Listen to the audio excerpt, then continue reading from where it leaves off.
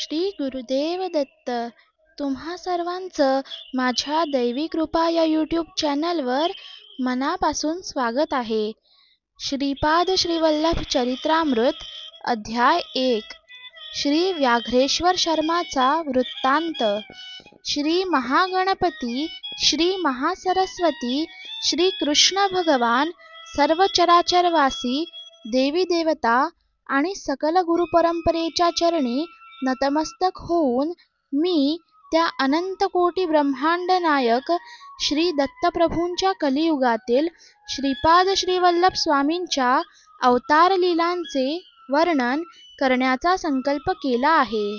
अनसूया अत्रिनंदन भगवान श्री दत्तात्रेय यांनी आंध्र प्रदेशातील पिठिकापुरम या गावी श्रीपाद श्रीवल्लभ या नावाने अवतार घेतला.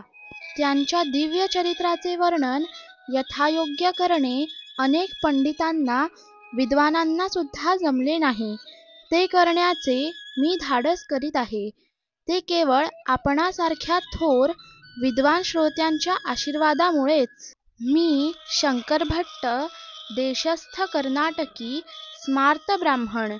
माझा जन्म भारद्वाज गोत्रात झाला. मी श्री कृष्ण दर्शनासाठी उडुपी तीर्थस्थानी गेलो असताना तेथील नयनमनोहारी मोरमुकुटधारी कृष्णाने मला मंत्रमुग्ध केले. त्याने मला कन्याकुमारीस जाऊन कन्यका परमेश्वरीचे दर्शन घेण्याची आज्ञा केली. त्याप्रमाणे मी कन्याकुमारीस जाऊन त्रिवेणी सागरात स्नान करून श्री कन्यका देवीचे दर्शन घेतले.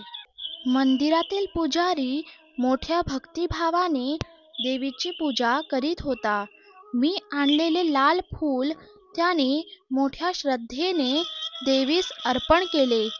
देवी अंबा माझ्याकडे मोठ्या स्नेहपूर्ण नजरेने पाहत असल्याचे जाणवले. ती म्हणत होती, शंकरा, तुझ्या अंतरंगातील भक्तिभावावर मी प्रसन्न झाले आहे. तू कुरवपूर क्षेत्रास जा आणि श्रीपाद श्रीवल्लभ स्वामींच्या दर्शनाने आपल्या जीवनाचे सार्थक कर.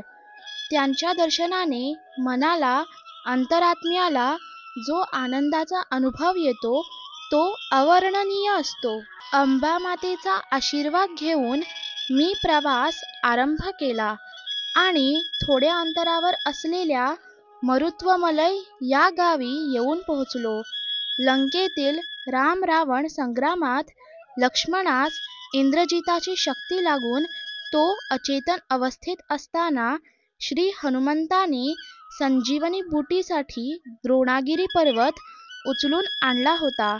लक्ष्मण संजीवनी बुटीने सजीव झाल्यावर हनुमंत तो पर्वत स्वस्थानी घेऊन जात असताना त्याचा एक मोठा तुकडा येथे पडला. त्याचेच नाव मरुत्वमलई असे पडले. हे स्थान अत्यंत रम्य आहे. येथे अनेक गुहा असून त्यात सिद्ध पुरुष गुप्तरूपाने तपश्चर्या करीत असतात. मी साऱ्या गुहेचे दर्शन घेण्यास आरंभ केला. एका गुहेच्या आत गेलो तेव्हा आत एक वाघ शांत बसलेला दिसला. त्याला पाहताच माझ्या अंगात कापरे भरले आणि घाबरून मी एकदम श्रीपाद श्रीवल्लभा असे जोराने ओरडलो. त्या निर्जन अरण्यात माझ्या आरोळीचा प्रतिध्वनी तितक्याच मोठ्या आवाजात ऐकू आला. त्या आवाजाने त्या गुहेतून एक वृद्ध तपस्वी बाहेर आले आणि म्हणाले, बाबा रे, तू धन्य आहेस. या अरण्यात श्रीपाद श्रीवल्लभ या नावाचा प्रतिध्वनी आला. श्री दत्तप्रभूंनी कलियुगात श्रीपाद श्रीवल्लभ या नावाने अवतार घेतल्याचे योगी, ज्ञानी, परमहंस लोकांनाच माहीत आहे. तू भाग्यवान असल्याने या पुण्यस्थळी आलास. तुझ्या सर्व कामना पूर्ण होतील.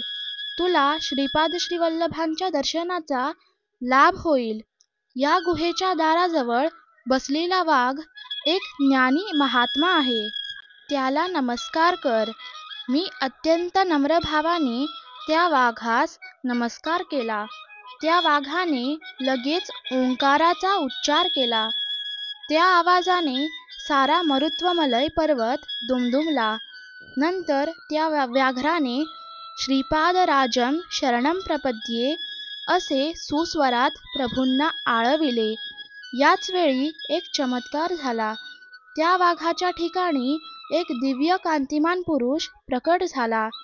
त्याने त्या वृद्ध तपस्व्यास साष्टांग प्रणिपात केला आणि क्षणार्धात आकाशमार्गाने निघून गेला.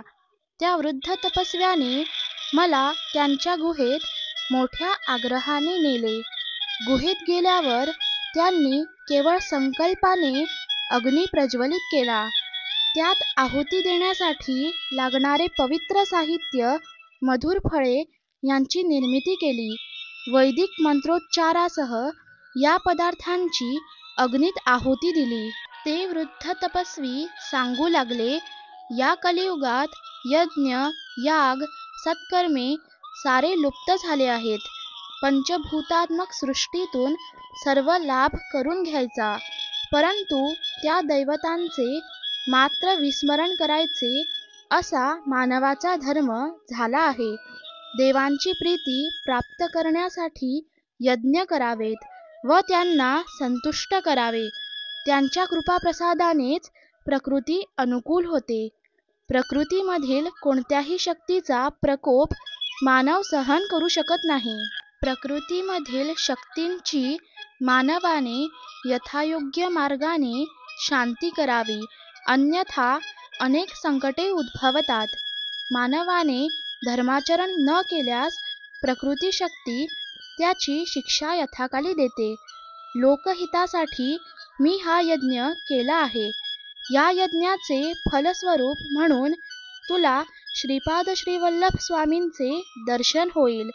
जन्मजन्मांतरीचे पुण्य फळास आले म्हणजे असे लाभ घडतात. त्या वृद्ध तपस्व्याच्या मुखातून वाहणाऱ्या या पवित्र वाग्गंगा प्रवाहाने मी अगदी भारावून गेलो आणि अत्यंत नम्रतेने त्यांना साष्टांग दंडवत घातले. मी त्या तपस्व्याच्या चरणी प्रार्थना केली, हे ऋषीवर, मी पंडित नाही, योगी नाही, साधक नाही, मी एक अल्पज्ञ आहे. माझ्या मनातील संदेहाची निवृत्ती करून आपण आपला वरदहस्त माझ्या मस्तकी ठेवावा. त्या महापुरुषाने माझ्या शंकेचे समाधान करण्याचा मनोदय दर्शविला. मी म्हटले, हे सिद्धमुनिवर्या, मी कन्यका देवीचे दर्शन घेताना देवीने सांगितले होते की कुरवपुरी जाऊन श्रीपाद श्रीवल्लभ स्वामींचे दर्शन घ्यावे. मी तेथे जाण्यासाठी निघालो असताना मार्गात आपले व व्याघ्ररूपी महात्म्याचे दर्शन झाले. ते कोण होते, तसेच दत्तप्रभू म्हणजे कोण, याविषयी कृपया विस्तारपूर्वक सांगावे. तेव्हा त्या वृद्ध तपस्व्याने सांगण्यास सुरुवात केली. या आंध्र प्रांतातील गोदावरी मंडलातील अत्री मुनींची तपोभूमी अशा नावाने प्रसिद्ध असलेल्या आत्रेयपूर ग्रामात एक काश्यप गोत्रीय ब्राह्मण कुटुंब वास्तव्य करीत होते. त्यांना परमेश्वराच्या कृपाप्रसादाने एका पुत्राचा लाभ झाला. ब्राह्मण अत्यंत विद्वान, आचारसंपन्न होता, परंतु पुत्र मात्र मतिमंद होता. आई वडिलांनी त्याचे नाव व्याघ्रेश्वर असे ठेवले. व्याघ्रेश्वर मोठा होऊ लागला, परंतु त्याच्या बुद्धीची वाढ मात्र होत नव्हती. पित्याने त्याला शिकवण्याचे खूप प्रयत्न केले, परंतु त्यास संपूर्ण संध्यावंदन सुद्धा करता येत नसे. एवढ्या विद्वान ब्राह्मणाचा पुत्र असा अज्ञानी, अशी गावातील लोकांची सारखी टोचणी त्याला अत्यंत दुःखदायक वाटे. एका ब्राह्ममुहूर्तावर त्यास स्वप्न पडले. त्यात त्याला एका दिव्य बालकाचे दर्शन झाले. ते बालक आकाशातून खाली येत होते. त्याचे चरणकमल भूमीस लागताच भूमीसुद्धा दिव्य कांतिमान झाली. तो बालक हळूहळू पावले टाकीत व्याघ्रेश्वराकडे आला आणि म्हणाला, मी असताना तुला भय कशाचे? या ग्रामाचे व माझे ऋणानुबंध आहेत. तू हिमालयातील बदरीकारण्यात जा, तेथे तुझे सारे शुभ होईल. एवढे सांगून तो बालक अंतर्धान पावला. त्या दिव्य बालकाच्या संदेशानुसार व्याघ्रेश्वर शर्मा हिमालयातील बदरीकारण्यात जाण्यास निघाला. मार्गात त्यास अन्नपाण्याची काहीच अडचण पडली नाही. श्री दत्तकृपेने त्याला वेळेवर अन्नपाणी मिळे. मार्गात एक कुत्रा भेटला व तो त्याच्या बरोबर बदरीवनापर्यंत सोबत होता. या प्रवासात त्यांनी उर्वशी कुंडात स्नान केले. याच वेळी एक महात्मा आपल्या शिष्य समुदायासह उर्वशी कुंडात स्नानासाठी आले. व्याघ्रेश्वराने त्या गुरुवर्यांना साष्टांग नमस्कार केला आणि माझे शिष्यत्व स्वीकारावे अशी नम्र प्रार्थना केली. त्या महान गुरुवर्याने शिष्य करून घेण्याचे मान्य केले आणि आश्चर्य असे की तात्काळ बरोबर आलेले ते कुत्रे अंतर्धान पावले. त्यावेळी ते महात्मा म्हणाले, हे व्याघ्रेश्वरा, तुझ्याबरोबर आलेला तो श्वान तुझ्या पूर्वजन्मातील केलेल्या पुण्याचे द्योतक होते. त्याने तुला आमच्या स्वाधीन करून ते अंतर्धान पावले. श्रीपाद श्रीवल्लभ स्वामींच्या कृपेमुळेच तू येथे आलास आणि या पुण्यप्रद कुंडात स्नान करू शकलास. ही नरनारायणाच्या वास्तव्याने पुनीत झालेली तपोभूमी आहे. यावर व्याघ्रेश्वर म्हणाला, हे गुरुदेवा, श्रीपाद श्रीवल्लभ कोण आहेत? त्यांनी माझ्यावर एवढी कृपा का केली? गुरुदेव म्हणाले, ते साक्षात दत्तप्रभूच आहेत. त्रेतायुगात भारद्वाज महर्षींनी सावित्रकाठक चयन नावाचा महायज्ञ श्री क्षेत्र पिठिकापुरम येथे संपन्न केला होता. त्या यज्ञप्रसंगी शिवपार्वतींना आमंत्रित केले होते. त्यावेळी शिवांनी महर्षींना आशीर्वाद दिला की तुमच्या कुलामध्ये अनेक महात्मा, सिद्ध पुरुष, योगी पुरुष अवतार घेतील. अनेक जन्मांच्या पुण्यकर्माने दत्तभक्तीचा अंकुर फुटतो व तो पुढे सातत्याने वाढत गेल्यास श्रीपाद श्रीवल्लभ स्वामींचे दर्शन होते. त्यांच्या चरणस्पर्शाचे संभाषणाचे भाग्य लाभते. हे व्याघ्रेश्वरा, तुझ्यावर स्वामींची कृपा झाली आहे. मी आता माझ्या गुरुदेवांच्या दर्शनास जात आहे. पुन्हा 1 वर्षाने येईन. तुम्ही तुमच्या गुहेत आत्मज्ञान प्राप्तीसाठी तपश्चर्या करावी. असे सांगून ते महान गुरुदेव द्रोणागिरी पर्वताकडे गेले. व्याघ्रेश्वर गुहेत ध्यान करू लागला, परंतु त्याचे सारे ध्यान व्याघ्ररूपाकडेच असे. याचा असा परिणाम झाला की त्याला इच्छित असलेले वाघाचे रूपच प्राप्त झाले. 1 वर्षाचा काळ लोटला. गुरुदेव यात्रा करून परत आले. त्यांनी सर्व गुहा बघितल्या. प्रत्येक शिष्याच्या 1 वर्षात झालेल्या प्रगतीचा ते आढावा घेत होते. एका गुहेच्या आत गेले. तेथे त्यांना एक वाघ ध्यानस्थ बसलेला दिसला. त्यांना अत्यंत आश्चर्य वाटले. त्यांनी अंतर्ज्ञानाने ओळखले की तो वाघ दुसरा कोणी नसून व्याघ्रेश्वरच आहे. व्याघ्र रूपाचेच सतत ध्यान केल्याने त्याला व्याघ्ररूपच प्राप्त झाले हे त्यांनी जाणले.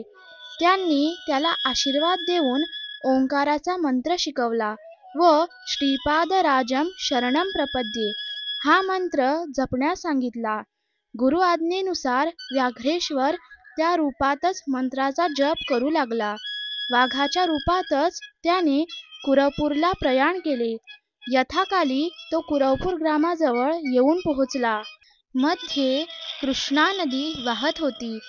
तो अलीकडील तीरावर बसून श्रीपादराजम शरणम प्रपद्ये या मंत्राचा जप करू लागला.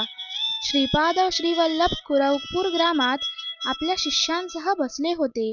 ते एकदम उठले आणि माझा परमभक्त मला हाक मारतो आहे असे म्हणून नदीच्या पैलतीरास येण्यास निघाले.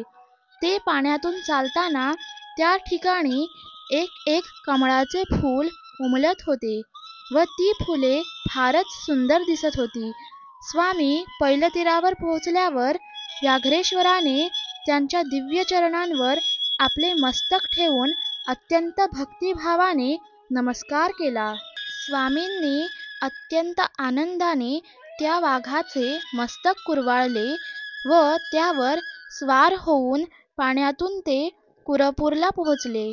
वाघावर बसून आलेले बघून सर्वांना आश्चर्य वाटले.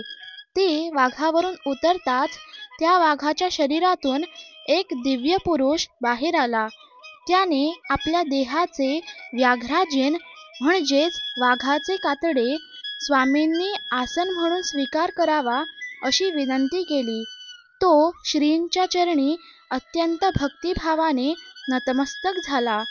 त्याचे अष्टभाव जागृत होऊन प्रेमभावाने त्याने स्वामींच्या चरणावर आपल्या नेत्रांतील अश्रूंनी अभिषेक केला.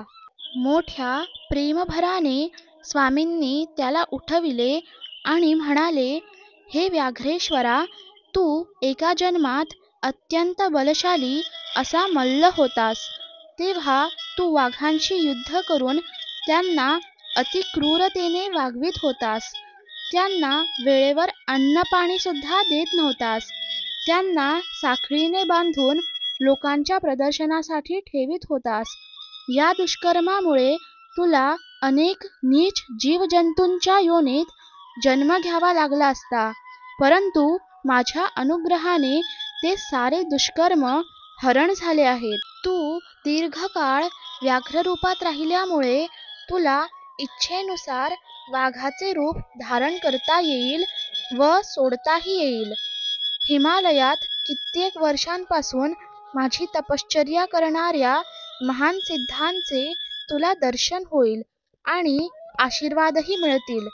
योगमार्गात तू अत्यंत प्रज्ञावंत होशील असा स्वामींनी आशीर्वाद दिला. स्वामी पुढे म्हणाले, तू हिमालयात एक वाघ अत्यंत शांत असलेला पाहिला होतास ना? तो एक महात्मा आहे. तपश्चर्या करणाऱ्या संत पुरुषांना सामान्य लोक व इतर वन्य प्राण्यांपासून त्रास होऊ नये म्हणून त्याने ते व्याघ्र रूप धारण केले होते व तो त्यांचे संरक्षण करीत होता. गुहेतील तपश्चर्या करणाऱ्या संतांचे परस्पर वर्तमान कळविण्याचे काम सुद्धा तो वाघ मोठ्या आनंदाने करीत असे. ही सगळी दत्तप्रभूंची लीलाच. श्रीपाद श्रीवल्लभांचा जय जयकार असो. धन्यवाद. श्री गुरुदेव दत्त. जय सच्चिदानंद.